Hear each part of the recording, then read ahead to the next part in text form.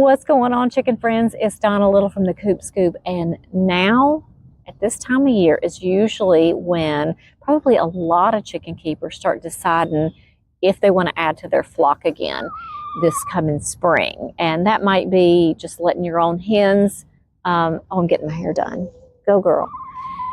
Letting your own hens lay and hatch their eggs, or ordering from a hatchery, or from getting them from a local feed store, whatever.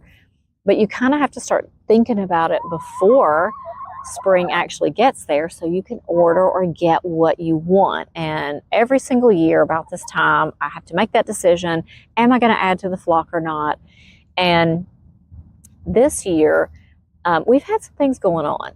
And I'm going to tell you, every time I have bought new chicks and added them, as pullets to my existing hens, it has gone really, really well. And this past year was no different. Everybody got along well, and everybody has done great together. And, I always go really, really slowly when I'm adding youngsters in with older hens, up until a few weeks ago. And here's what's going on. I think that part of the issue is that my pullets got into laying age probably about a month ago, started laying, and I had a lot of hens molting at the same time. And I think that between older hens that just didn't feel good and pullets who were becoming adults, it created some tension.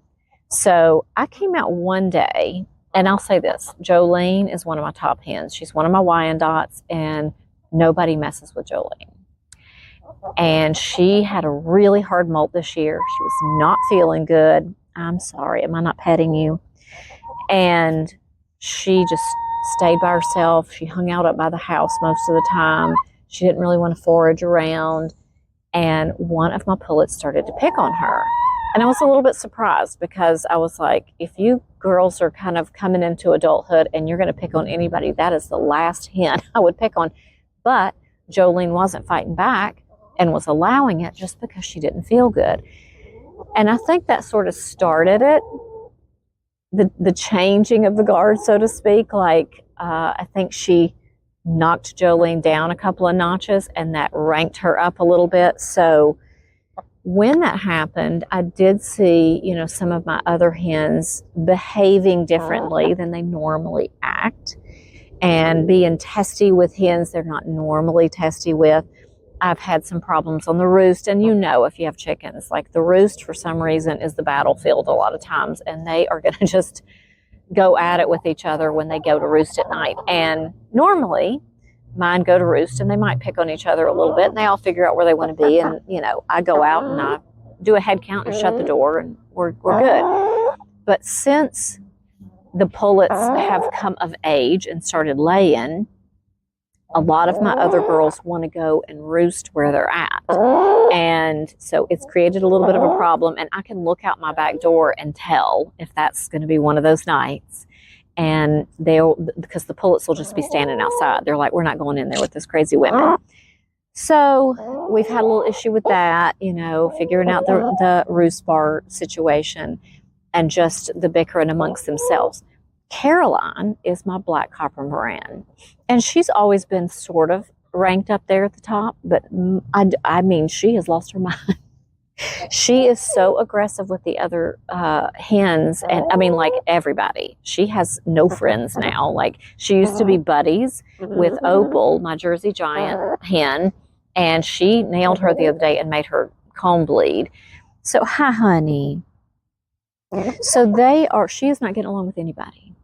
And if I end up, I'm going to just monitor the situation for a little while, because I know we got some hormones going on, and we've got some not feeling good going on. And so I'm just going to give it a couple more weeks. But if she continues to act like she's acting, I'm probably going to have to give her a little time out.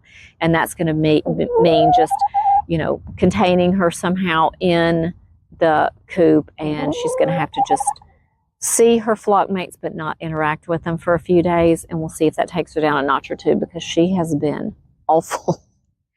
So with that said, you know, I absolutely am not adding to my flock this year, because if you are even a couple of years into chicken keeping, I'm telling you, chicken math is a thing, and you are, you know, going to start getting emails from this hatchery you ordered from, and your local farm store is going to be putting something out on Facebook, and you're going to see Tractor Supply's ads saying chicks are here, you know, and it's so hard to not go, I'll just get a few. But if you already have a situation where there's some stress, and hopefully by the time spring rolls around, my girls will have worked their issues out, but I wouldn't take the chance that I'm going to add more stress to their life, because when you have stressed chickens, it tends to be a cycle. Then there's a little bit more aggression because they don't feel good, and they can get sick easier, or they can get parasites easier. So you want to try to keep their stress as low as possible.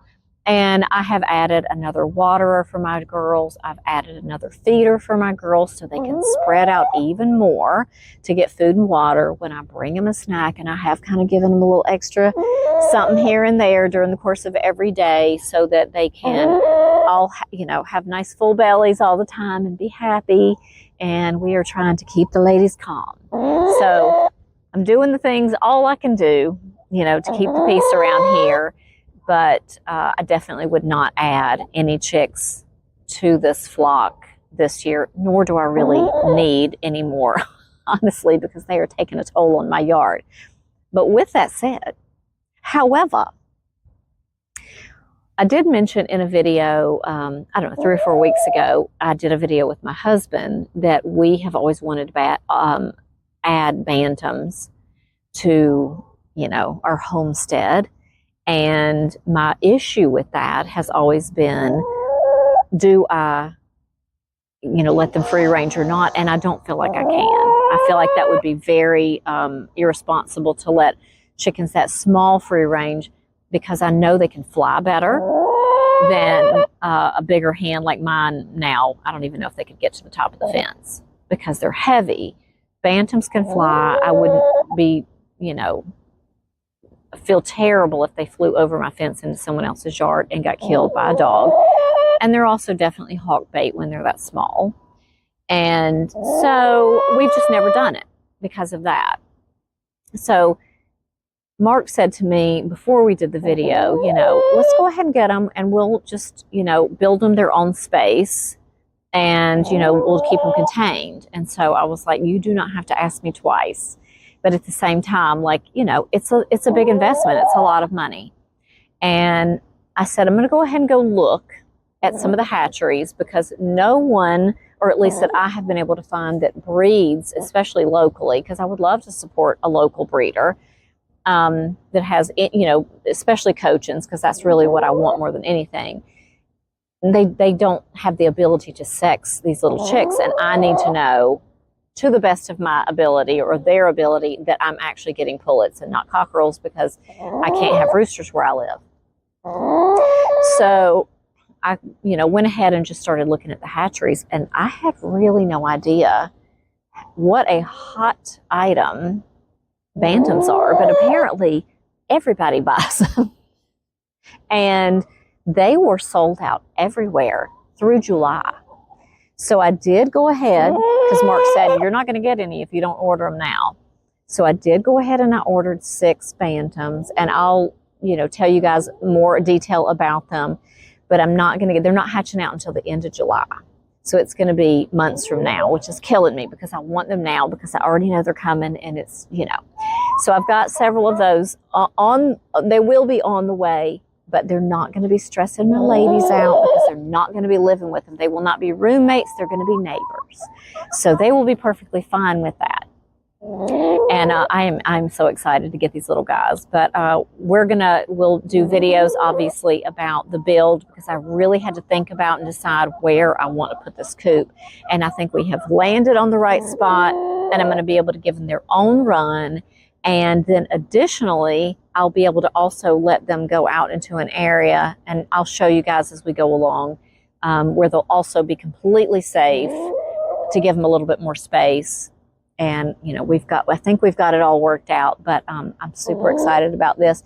So I hope you guys are enjoying our content. And if you are, stick around and hit that subscribe button and notification bell if you haven't already, so you don't miss it when these new little youngsters get here and us building their coop and the run. Have a fantastic day, guys, and I'll see you in the next video.